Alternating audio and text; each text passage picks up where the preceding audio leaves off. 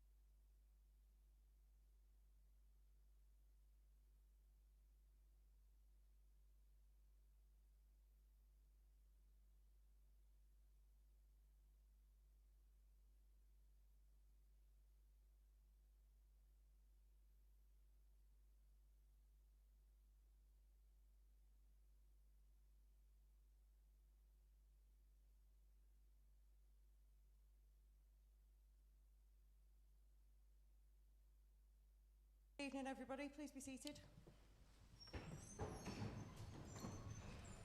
Thank you. Got it. They're having to rearrange my chair. That's not a good look, is it? Okay, before we start, I'd just like to say, obviously this is Budget Council meeting. Sometimes things can get a little bit heated in this room when it's Budget Council. But as long as we all treat each other with respect and we are friendly enough to one another, I think it will all go very well. So we will start. Can I have any official apologies for absence, if there are any? No official, but we're a bit thin on the ground due to circumstance. We've got one councillor in site isolation.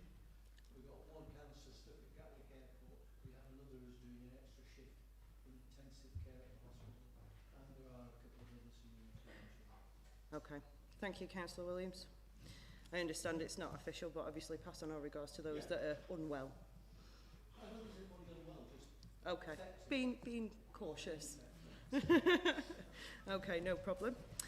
Moving on, we've got declarations of interest now. Obviously, with it being Budget Council, we need to make sure that we do this correctly. So can I just remind you, it's the type of interest, the agenda item and the reference that it refers to, and the reason why you have an interest. So I'll take those. Councillor Blackburn.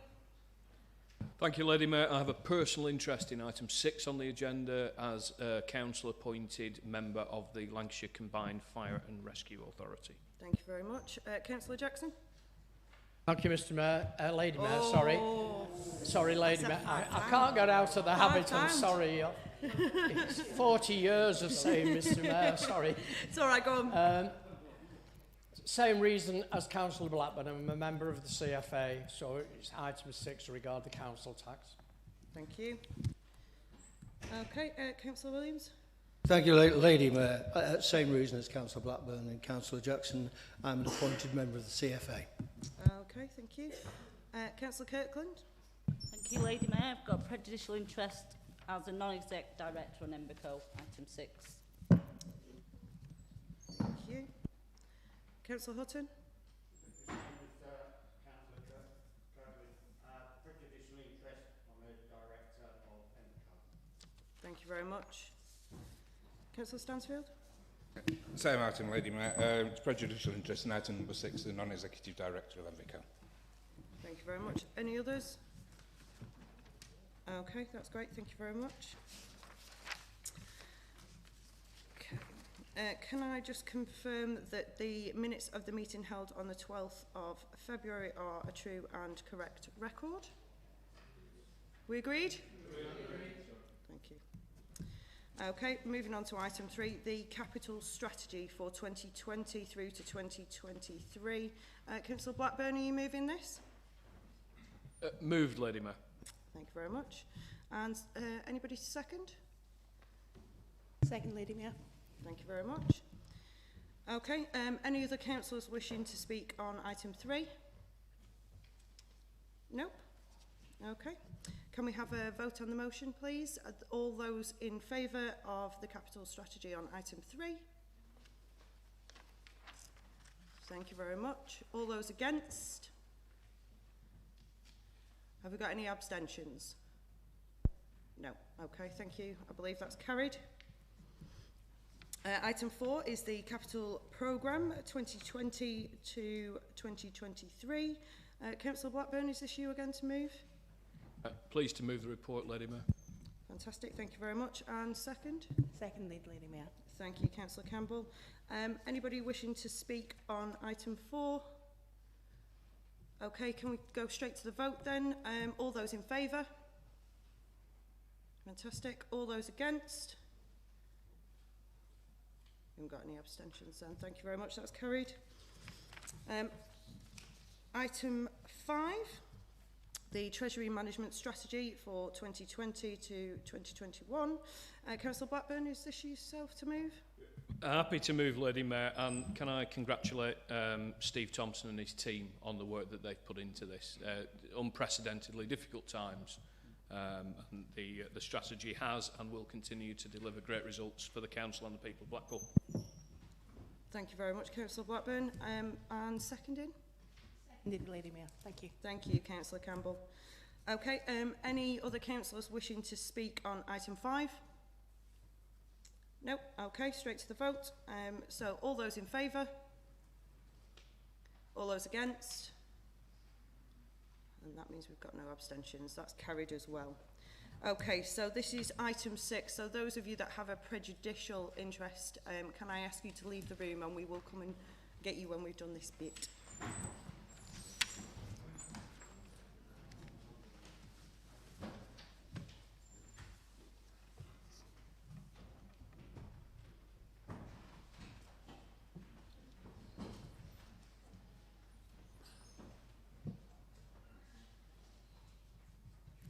Okay, so the initial part of item 6 is the proposed budget savings in relation to the joint working with Blackpool Waste Services Limited, trading as Enveco.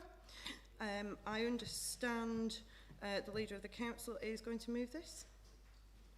Yep, Lady Mayor, happy to move the proposed budget savings in relation to joint working with Blackpool Waste Services Limited, trading as Enveco, as referenced in paragraph 7.1, 7.2 and line 24 of Appendix 2 of the report to the Executive on 10th of February 2020. Thank you very much. And do we have a seconder? Formally second, Lady Mayor. Thank you, Councillor Campbell. Have we got any other councillors wishing to speak on this particular part of the item? No? Okay, fabulous. So we need to take a recorded vote, I understand, for this. Can you do so? Lady Mayor, it's a recorded vote on the motion in the name of Councillor Blackburn. Please could members indicate their answer with either yes, no or abstain. Councillor Benson? Yes. Councillor Blackburn? Yes. Councillor Brooks? Yes. Councillor Burdess? Yes. Councillor Kane? Yes. Councillor Mrs Maxine Callow? No. Councillor Peter Callow? No. Councillor Campbell? Yes. Councillor Clapham? No. Councillor Gary Coleman? Yes. Councillor Collett? Yes. Councillor Critchley? Yes. Councillor Farrell? Yes. Councillor Galley? No. Councillor Hobson? Yes. Councillor Hugo? Yes. Councillor Hunter? Yes. Councillor Jackson? Yes. Councillor Matthews? Yes. Councillor Mitchell? Yes. Councillor O'Hara? Yes. Councillor Owen? Yes. Councillor Robertson? No. Councillor Danny Scott? No. Councillor Michelle Scott? No. Councillor Rick Scott? No. Councillor Smith? Yes. Councillor Taylor? Yes. Councillor Lynn Williams? Yes. Councillor Tony Williams? No. Councillor Wilshaw? No. Councillor Wing? No. Lady Mayor? Yes.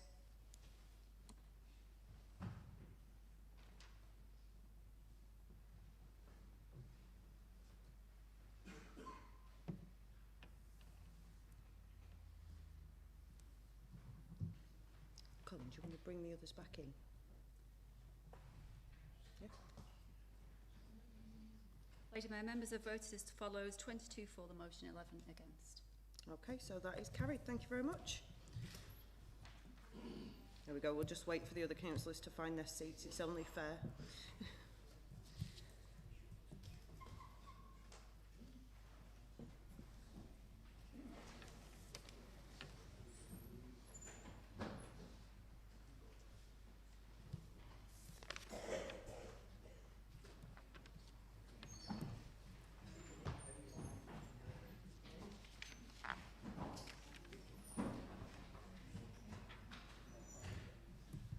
Okay, so moving on to the second part of the council tax item, of item 6.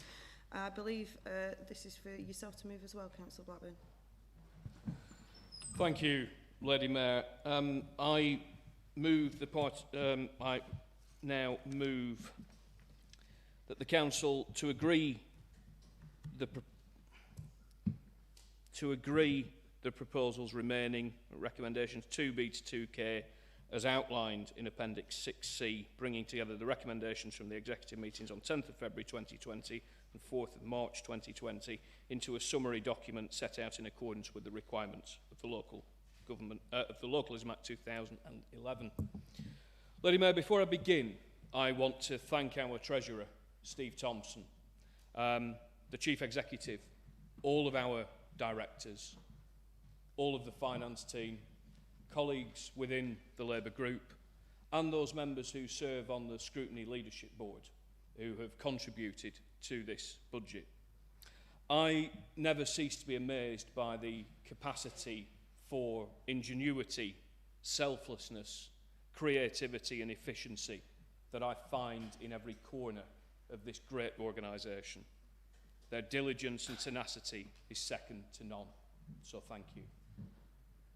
Our first budget was presented by me in February 2012. In it, we focused on protecting jobs and services against vicious Tory cuts. We committed ourselves to doing what few other councils, frankly, were prepared to even contemplate. We pledged to keep open every one of our public parks, to continue to maintain them and to invest in them. We pledged to keep all of our public libraries open and invest in them. We pledged to keep all of our sports and leisure facilities open and to keep investing in them. We pledged to keep Blackpool Transport in public ownership and make it work for the people of the town. We pledged to keep our council housing in public ownership, to redevelop the Queen's Park estate and build more council housing in Mearside, Grange Park and elsewhere. Lady Mayor, we've delivered on all of those pledges in full and then some, which is remarkable considering that at that point in 2012, spending on statutory services in Blackpool constituted 77% of our budget, whereas a decade of austerity later, statutory services now consume a whopping 86% of our entire budget. In 2012, adult social care took up 31% of all the money we had available. That has now leapt to 43%. Over the same time period, children's social care's share of the budget has virtually doubled from 17% to 33% of all of our available resources. In total, social care now covers over 3/4 of Blackpool Council's entire budget. People on all sides of this chamber will know that when we go and knock on doors in the run-up to an election, people want to talk to us about the remaining 25% of those services. And the amount of money that the council has to spend on those discretionary services has shrunk back to an unprecedented level. Before, Lady Mayor, I go into detail about what we are doing about all of this, let me first knock down a few of the lies and half-truths that I hear kicking about, and which we'll no doubt hear tonight about the record of the current government.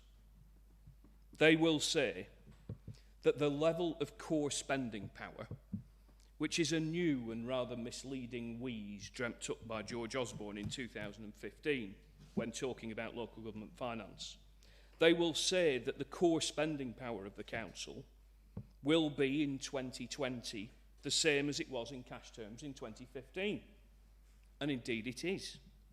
But crucially, with vastly reduced central government funding being offset by a council tax increase in that period of 19.2% that everyone in Blackpool is impacted with. The core spending power assessment also neatly ignores both inflation and demand pressures in the intervening 5 years.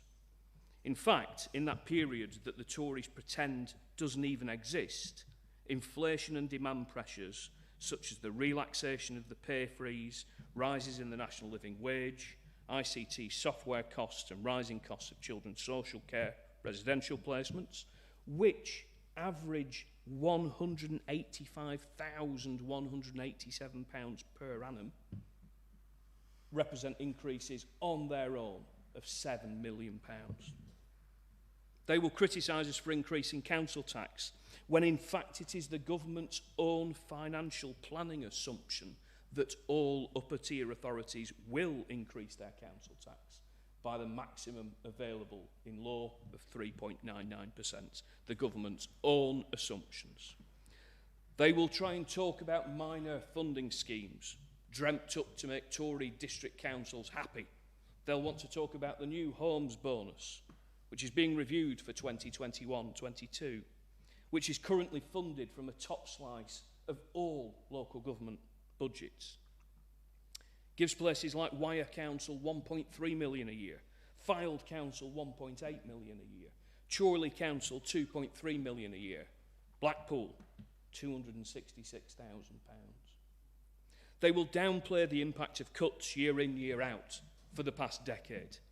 In reality, the cumulative recurrent budget savings since 2011-12 now amount to 166 million.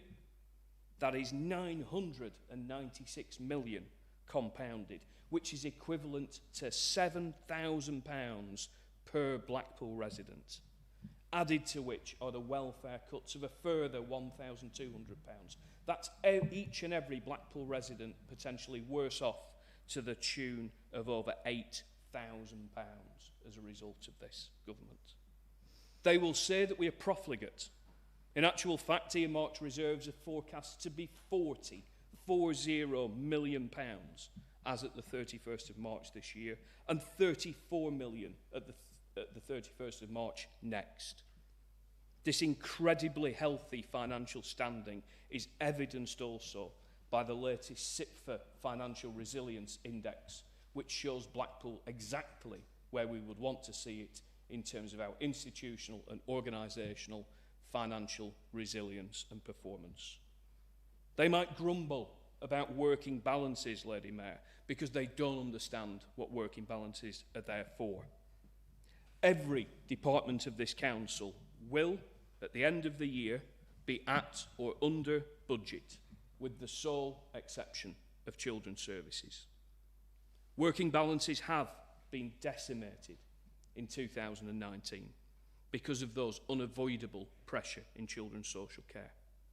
But there is a plan to restore at least 3 million over the next 12 months towards our overall £6 million target. They will say that we lack ambition at a time when, despite all of the above, capital expenditure for 2021, which they've just voted against, will be £92.5 million, with a number of other schemes in the pipeline with business cases yet to be brought to the executive. But despite, Lady Mayor, the half-truths, Blackpool's Labour Council responds to this appalling national picture of wanton vandalism and neglect of the public sector by being increasingly bold and innovative, by using our financial might to be ever more efficient and productive. Our growth and prosperity team are helping record numbers of businesses in our town. Our business loans fund of £200 million is enabling investments in new hotels, new businesses, and creating jobs right here in our local economy. New housing increases our council tax take. Business rate collection rates are up. Income from loans to other businesses and parts of the public sector are making money. Money that we do not then have to ask the local council taxpayer to stump up. The budget savings plans before us tonight has once again purposely been formulated to protect frontline services and jobs. Around 50% of the savings it contains are corporate and technical savings around business rates, pensions, the council tax base, premiums, discounts and business loans. A further 7 million is contributed from the directorates and the balance of 2.25 million underwritten from reserves. The reserves that members will recall a few moments ago, I said were at £40 million.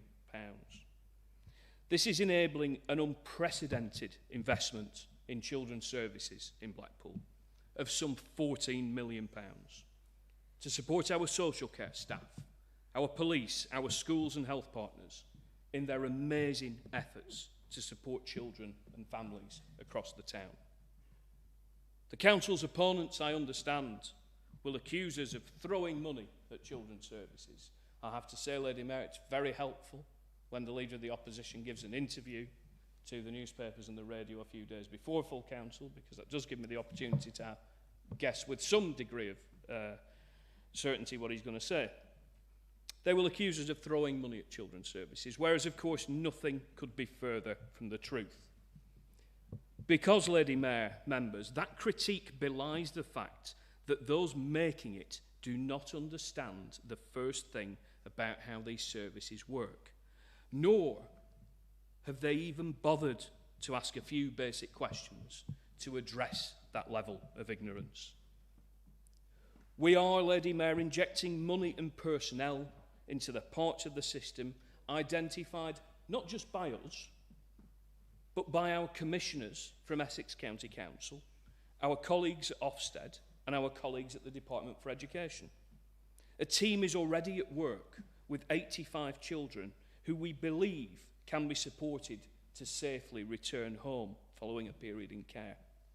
Better Start and Head Start are living, breathing proof of the value of early intervention, ensuring that families who have a good start in their early years and where our teenagers are emotionally resilient and mentally strong do not need to come into the care system. We are working across the council to address these issues.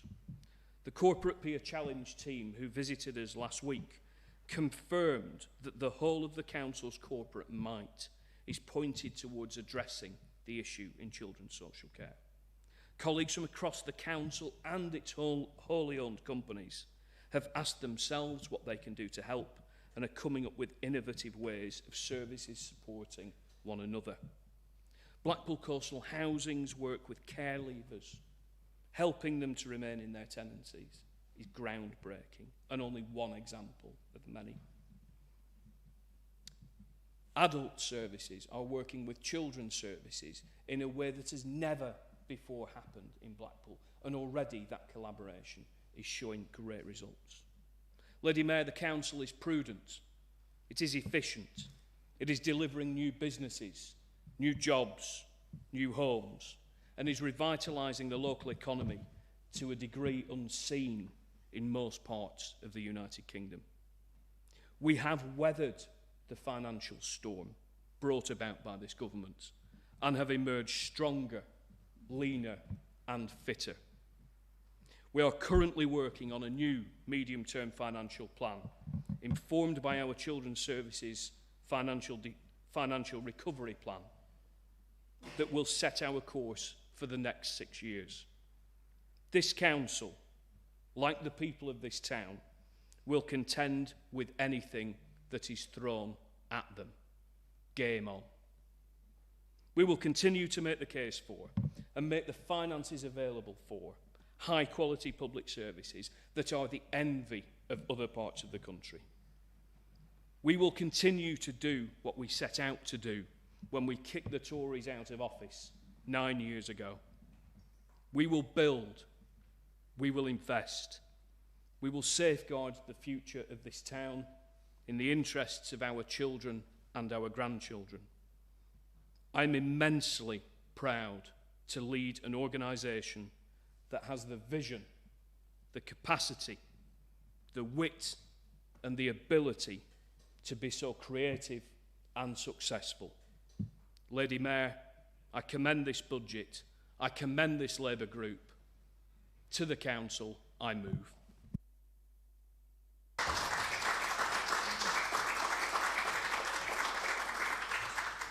Thank you very much, Councillor Blackburn. And can I have somebody to second, please?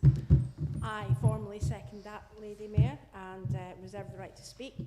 I would just like to say thank you on behalf of the Labour group to the Leader of the Council for leading us what has been yet another very tough year, but also echo everything he says in his speech and pass my thanks on to people like Steve and all the directors. I know this has been incredibly hard and we're very proud of everyone that works for Blackpool Council all our frontline staff, and thank you so much. You make the job a lot easier. Thank you, Lady Mayor. Thank you, Councillor Campbell. Okay, so first of all, we'll go to Councillor Williams. Thank you, Lady Mayor. And I think Councillor Blackburn may take well in reading about something that happened during the war.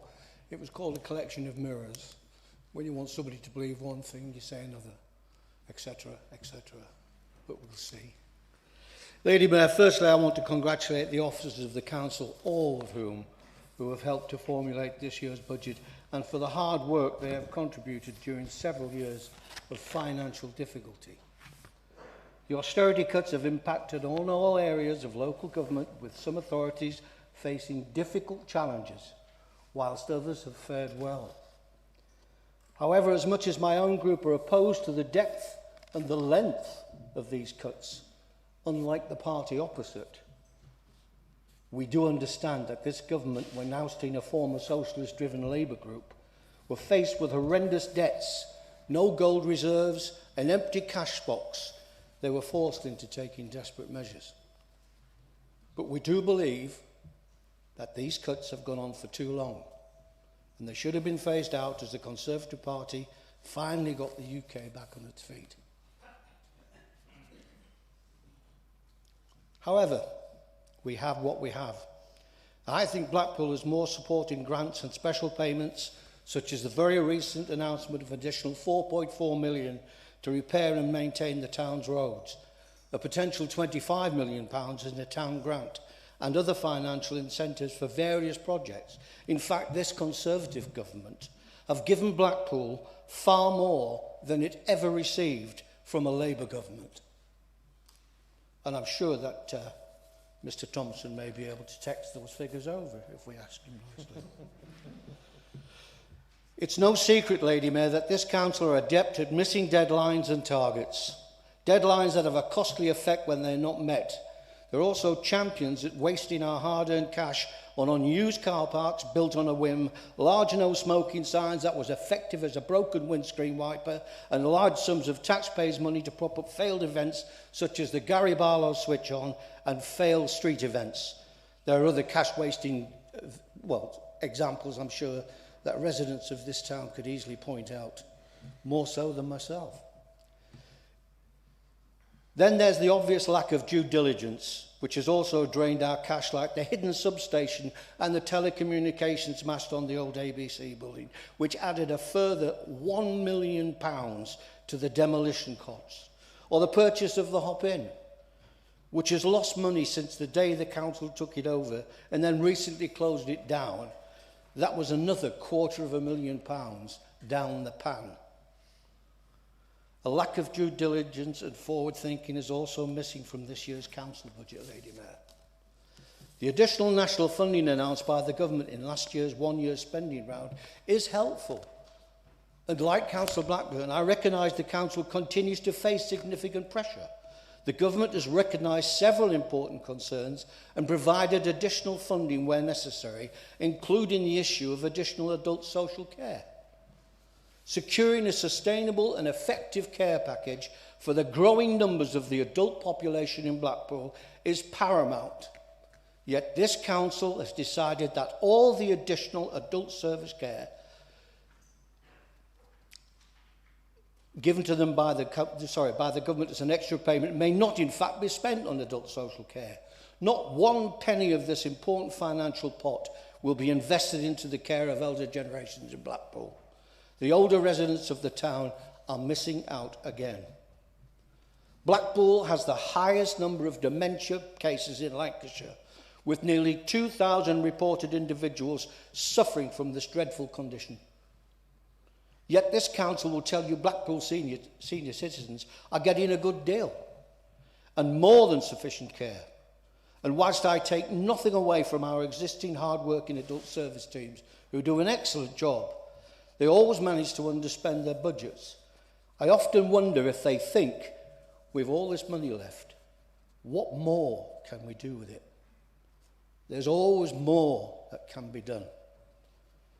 This council is proud of the fact they can access cheap money and then lend it on to third parties at a profit.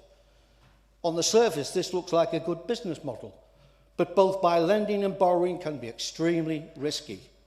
The councils claim that every loan is secured by 70% of the borrower's assets, yet there are already examples where default and necessary write-offs have occurred.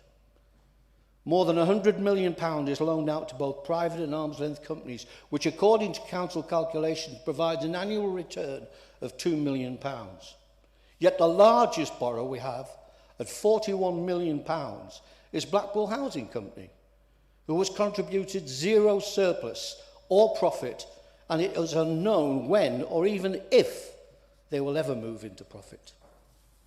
If only needs just one large loan default, and we're in serious difficulty. The council is acting like a quasi-high-risk bank. Council tax is always the first part of increase in any of this council's annual budgets. And once again, they've opted to instigate the highest level possible, even though the government did assume, they didn't recommend, there were options. Included in this rise is a 2% adult social care portion agreed by the government, but as the council utilises a single pot financial strategy, ladling out money on an ad hoc basis, I suspect none of this elderly care will actually get spent on the purpose it's meant for. Our business rate collection, whilst improving as a percentage of against existing businesses, is still inadequate, and hundreds of thousands of pounds per year has to be written off. As high streets continue to deteriorate, we can no longer rely on commercial tax to contribute effectively to our budget. More needs to be done about the increasing change in retail market and the hundreds of empty shops that now dominate our streets in the town.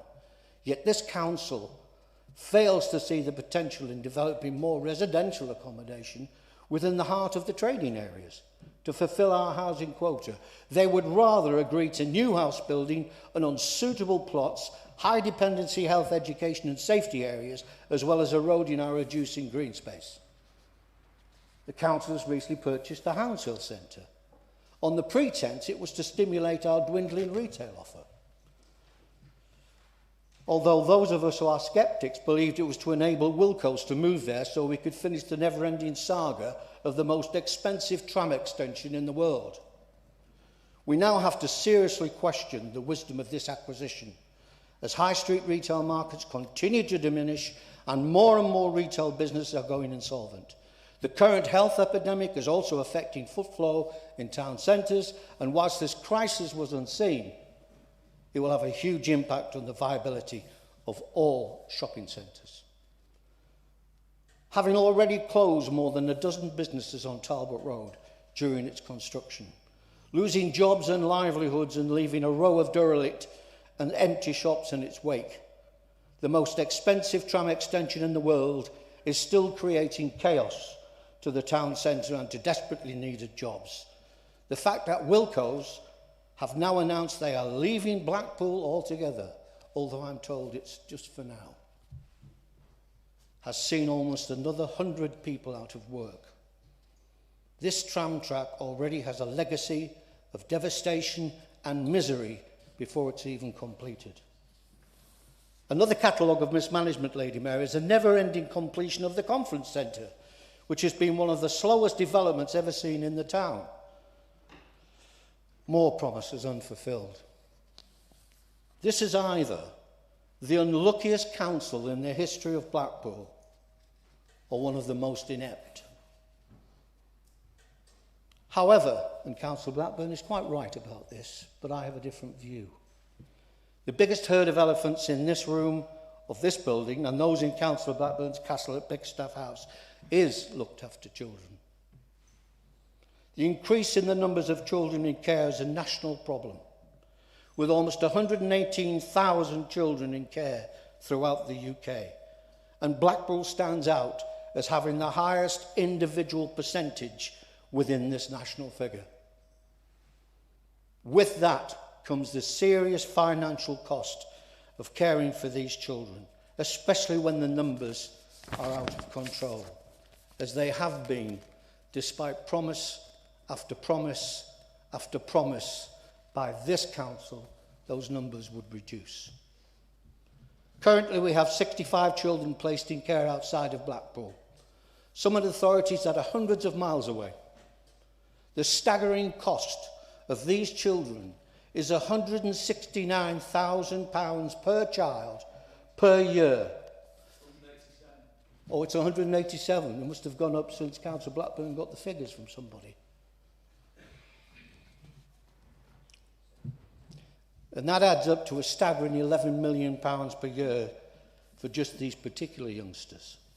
Then there's a further 452 in foster care, again all over the country, with a similar high cost. Add to that the numbers of over 16s in care in the town, and the cost is eye-watering and all met by the taxpayer. We will never, ever turn away a child that needs care or help, regardless of the cost.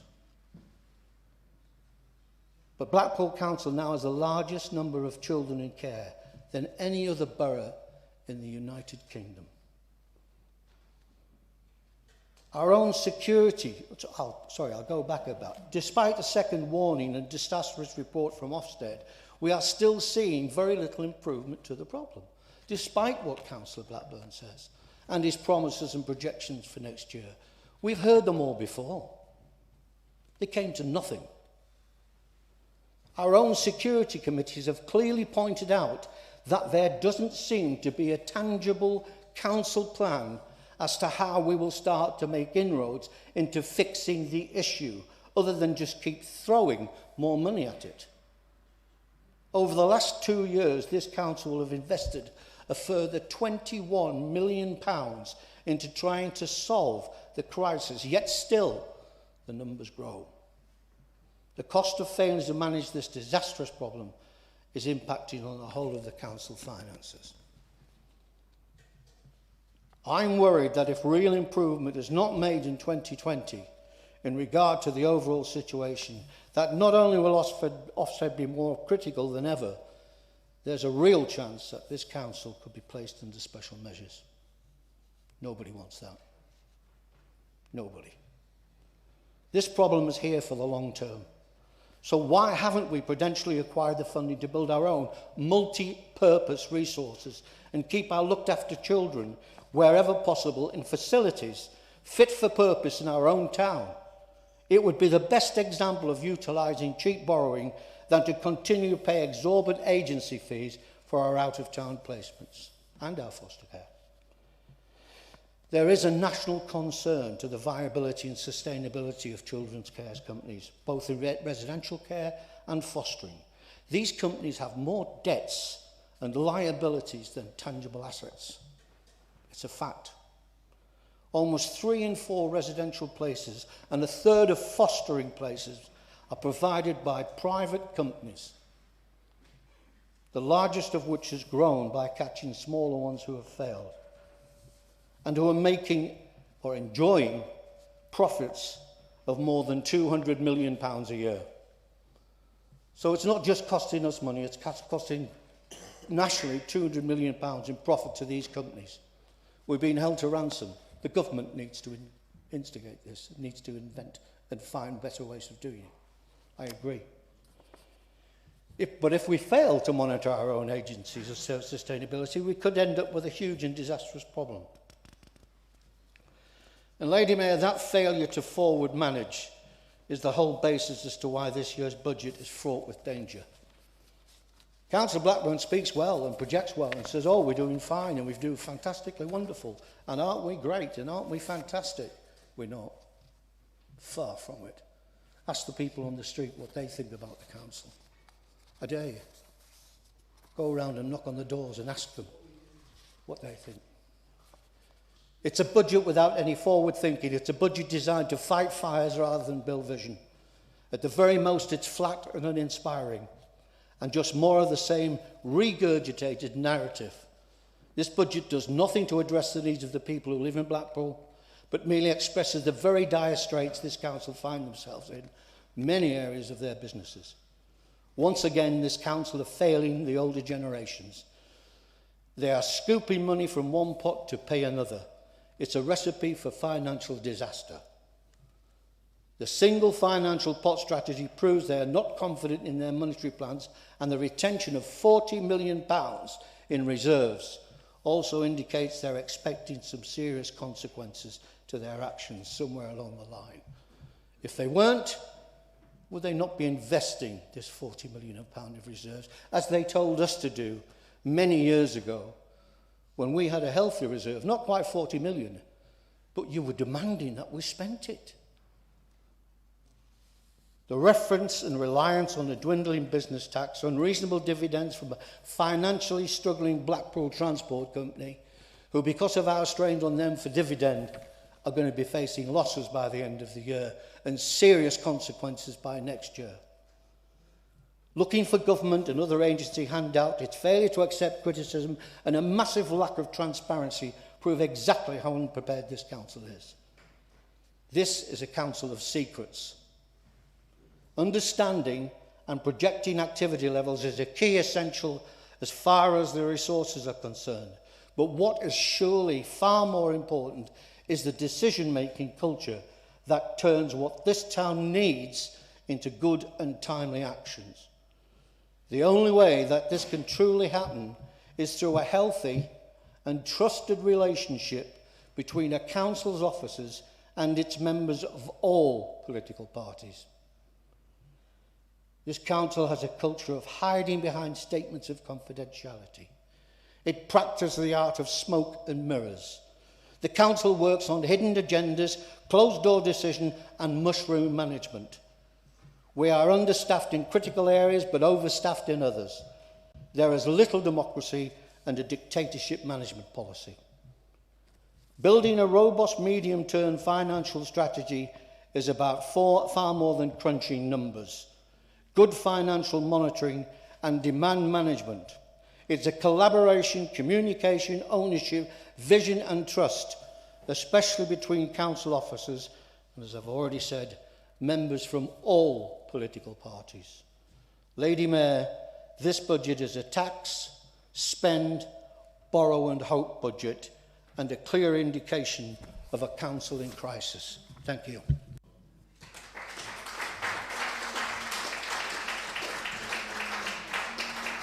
Okay, thank you very much. Can I ask Councillor Mrs Callow if she would like to respond to the budget speech? Thank you, Lady Mayor. Before I start, I would also like to thank all the officers for all the hard work. It must have been a nightmare at times trying to come up with this budget. I find myself in a very peculiar situation here because I'm no longer a member of the Conservative Party, not through Peter and my fault, but the powers that be at Mr Maynard's office decided that they no longer wanted us. No explanation, nothing at all. We were just thrown out. They didn't want us. So I do find myself in a very difficult position, seeing that I've always been a Conservative, and I believe a very loyal one, and a member of the Conservative Party for over 40 years. So the decision that was made to get rid of Peter and I really was rather heartbreaking for both of us. But it does give me a chance, Lady Mayor, to actually speak my mind. I can see Councillor Williams's point of view. He spoke extremely well this evening, and I also can see the Leader of the Council's point of view. I'm just sitting here in the middle, and it is very difficult to produce a budget like we've got today. There is a reason that Peter and I will be voting against it. Not that there's anything against the budget as such, but I can't vote for anything that has caused so many cuts, and the fact that this council has had to try to balance its books. The people down there at Westminster really want to get into the real world. For over 10 years now, with different prime ministers, different ministers, we've listened to them all, making excuses, saying that we've got to manage, that we're overspending. Why don't they get into the real world? Do they ever get on a bus? Do they ever go in a supermarket queue? Do they ever mix with ordinary people? Because it is a disgrace. And I'm not proud to think that the Conservative Party can do this year in, year out to councils and expect them to balance the books. I feel that at the beginning of the cuts, perhaps councils were, if we were honest, slightly top-heavy, and that some economies had to be made because of the mess that the Labour government left us in. But surely enough is enough, Lady Mayor. We've had enough cuts, and I would like to invite some of these ministers and the Prime Minister to come along to Blackpool and have a look and just see how we live and how hard the people of Blackpool work, because we are a proud town, but we're also very sad about some of our inner wards and the fact that families are having to struggle so much. So, Lady Mayor, I do find myself in a very difficult position, but I just felt I had to say something this evening, and I won't be voting for the budget, but it's not that I think it's a bad one, it's just that I think enough is enough, and we've had enough of these cuts, and I certainly can't vote for any more cuts. Thank you, Lady Mayor.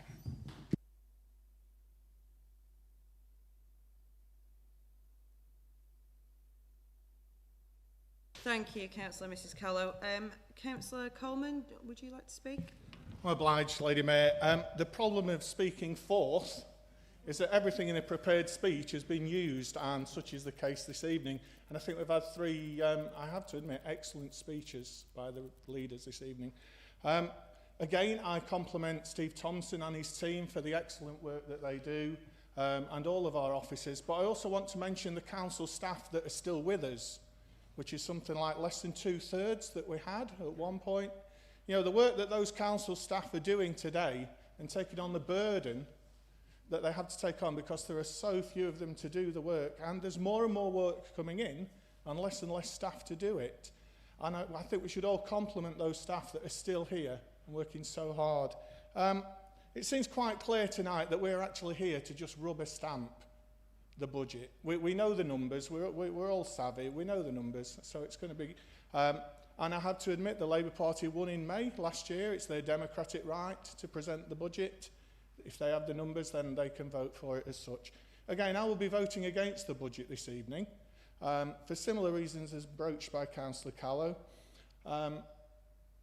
The money that our councillors lost, as been mentioned, is getting close to 1 billion cumulative over the last 10 years. How a local government can function still with such losses is incredible. And I know from some of the Conservatives here that they are equally dispirited by the losses that we've had. So, Lady Mayor, I did have a bit more to say tonight, but I won't go through it again because I'm sure you all will be quite grateful for me to sit down very shortly, and people are nodding. We understand how difficult it is. We really do understand how difficult it is. And again, I'd just like to compliment those officers involved and the staff that we have at Blackpool Council that represent us all. And I would think we're all very proud of them and what they do for us. Thank you, Lady Mayor. Thank you very much, Councillor Coleman. Just with reference to what Councillor Mrs Callow said, I think they should be made to run a council for a year and then see what happens. So that would teach them, wouldn't it? Okay, so have we got any other speakers wishing to speak? Any other councillors? Councillor Mitchell? Thank you, Mrs Mayor. And I would like to join all the other councillors who have spoken in complimenting the Treasurer and his team. What a tremendous task it is, year after year after year. I've heard some excellent speeches. I've been a member for at least 8 years of a group called Blackpool Against the Cuts. It's a group that campaigns trenchantly against cuts from central government. It's a group that's delineated in great detail what has happened to Blackpool over the years, just how much has been cut, how many of the assets of the town have been damaged, destroyed, the entire process of austerity since 2011, massive cuts to children's social care, adult social care, every fabric of our services. And we hear these trenchant speeches against the cuts from the opposition. And I know there are different types of opposition, but the message was actually quite consistent. We can't have these cuts, and I do have a lot of sympathy with that. What they're not doing is setting out an alternative. We heard quite rightly at one point from Councillor Williams saying he was calling on his own government to do more. Well, that's marvellous, isn't it? But forgive me, when was the general election? Was it in December? There's been some turnaround, hasn't there? Quite a short period. It's really quite impressive. I enjoy a bit of flexibility, but that's almost breaking a record. Then we have Councillor Coleman, an excellent speech, excellent contribution. Wasn't it just last year he was on our benches? And I have to say, I didn't hear either tonight or from the time when he was with Labour from Councillor Coleman what an alternative was. Was he in favour of possibly mass picketing or setting a legal budget? I mean, these are ideas which are trenchant and fought through a bit of passion in the streets, perhaps. But I haven't heard that from Councillor Coleman either tonight or in the past. I'll try and be very polite as befits the occasion. I think Councillor Williams said the toys were thin on the ground, and I have to agree with him. Thin on the ground, thin on the arguments regarding austerity, thin on the morality. He understands the problem. They didn't understand it in 2011. They understand it very, very well today. They're not doing anything about it. They're complaining. They're going to go against a budget. What they're not doing is articulating alternative solutions. And I have to comment upon this. Councillor Williams did say at one point the Tory government got the country back on its feet. And it was laughable. I mean, they tried to pretend that we're the fifth or sixth richest country in the world. And what are we doing? What are we doing for our children? We're trying to devise emergency life raft measures that keep our children strong, our children healthy. Yes, the number of children in social care does go up year after year after year. That's directly linked to austerity, to the breakdown of social relationships. Their policies, not 1 year, not 2 years, but now, since 2010. Sorry, Councillor Mitchell, I do apologise, but your time is up, although I understand what you were trying to do. Thank you very much for your contribution. Is anybody else wishing to speak in this debate? Councillor Lynn Williams. Thank you, Lady Mayor. It was just two, well, not briefish points, but firstly about BHC, Blackpool Housing Company. I find it quite staggering, really narrow and short-sighted view of what is termed a success of that company. 400 units have been created in the middle wards, driving up standards, working with local agents. We've got landlords wanting for their properties to be marketed through BHC, which is having the effect of those private landlords improving their standards. It was never within the business plan when BHC was set up, but it was to create a profit, ultimately to break even.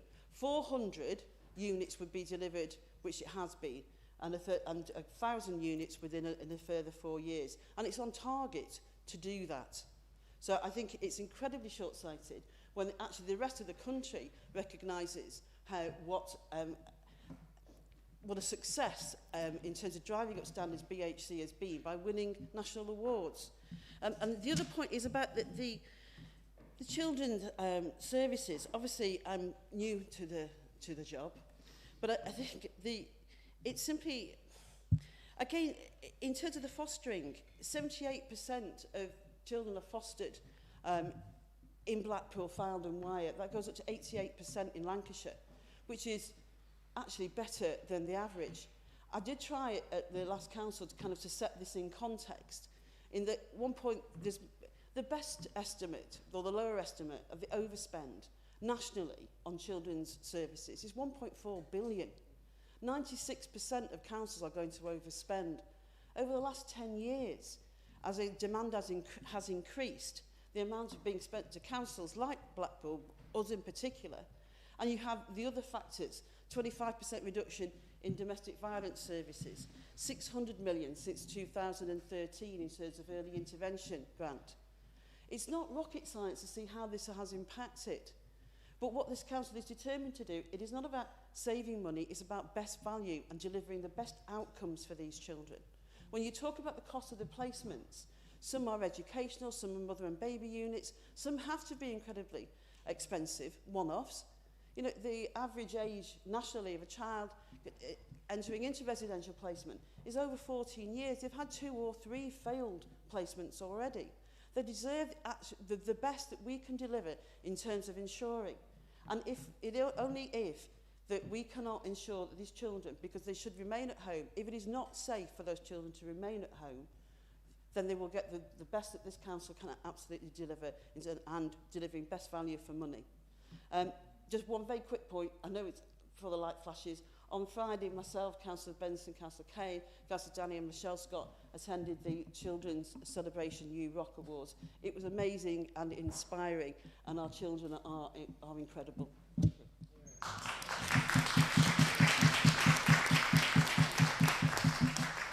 Thank you, Councillor Williams. Any other councillors wishing to speak? No? Okay. Councillor Williams, can you please turn your microphone off? Thank you. Councillor Blackburn, it's your right to reply. Thank you, Lady Mayor. I'll try and deal with some of Councillor Williams' badinage. I'm not really sure how that translates into English. The bids that Councillor Williams refers to, all this extra money that we're getting, it's like the extra £200,000 that the MP for Blackpool South said they were giving us to deal with homelessness. It's actually last year's £200,000. The letter about the £4.4 million road funding that his new mate, Mr Benson, put up on Facebook actually says in the first sentence, due to Blackpool Council's successful bid. He doesn't believe that the car park at the back of the Hounds Hill or the car park on the site of the old ABC are used. He obviously doesn't get out very often.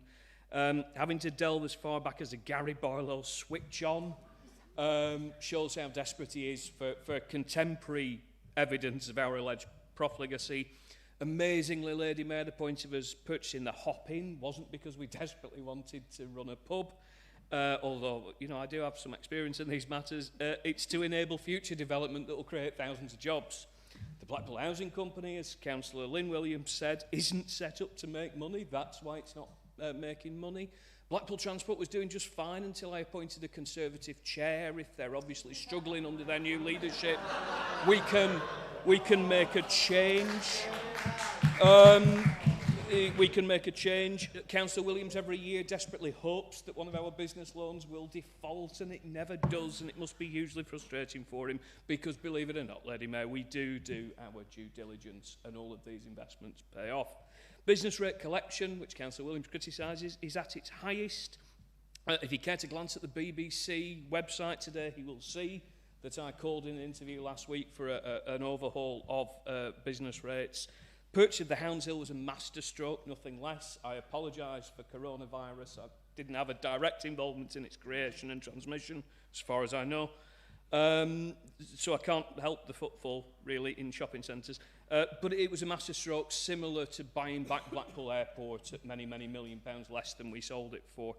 Looking forward to the moment when Councillor Williams finds out exactly how much Blackpool Council taxpayers' money has been spent on the tramway extension. It's going to be priceless. Focusing on the number of looked after children that he does at every meeting, it misses the point about early intervention. Councillor Mrs Callow, articulate, intelligent, well considered as always, in stark contrast to the leader of the Conservative Party. Councillor Mitchell, I don't remember Councillor Coleman being quite so radical when he was a member of the Labour group, but it does come to some people in later life. Shame he didn't articulate how we should achieve an illegal budget, though that would have been interesting. Councillor Williams, absolutely spot on about the Blackpool Housing Company. You're right, 96% of councils are overspent to the tune of 1.4 billion, but the people opposite think it's only happening here. With that, I'll sit down. Thank you, Lady Mayor. Thank you very much, Councillor Blackburn.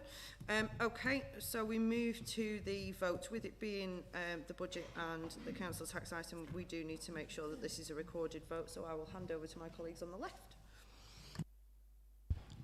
Thank you, Lady Mayor. Recorded vote on the motion in the name of Councillor Blackburn. Please could members indicate their answer with either yes, no or abstain. Councillor Benson? Yes. Councillor Blackburn? Yes. Councillor Brooks? Yes. Councillor Burdess? Yes. Councillor Kane? Yes. Councillor Mrs Maxine Callow? No. Councillor Peter Callow? No. Councillor Campbell? Yes. Councillor Fapham? No. Councillor Gary Coleman? No. Councillor Collett? Yes. Councillor Critchley? Yes. Councillor Farrell? Yes. Councillor Galley? No.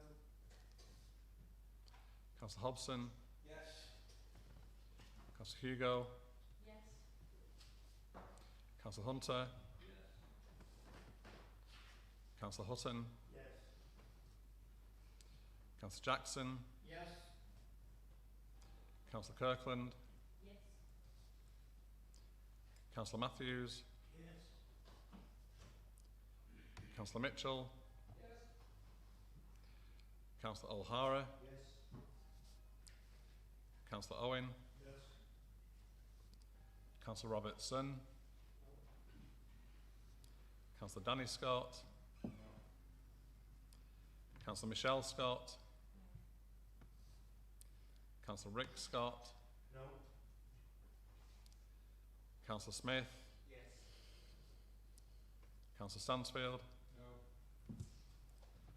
Councillor Taylor?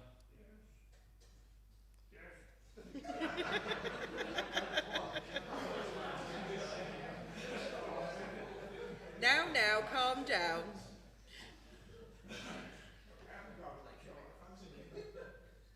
Councillor Lynn Williams? Yes. Councillor Tony Williams? No. Councillor Wilshaw? No. Councillor Wing? No. Lady Mayor? Yes.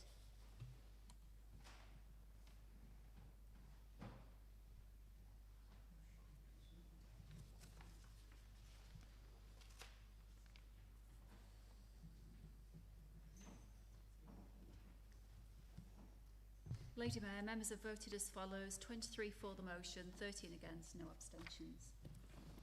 Thank you very much. Okay, with that, I believe that's carried, and that is the close of business. Thank you very much, ladies and gentlemen.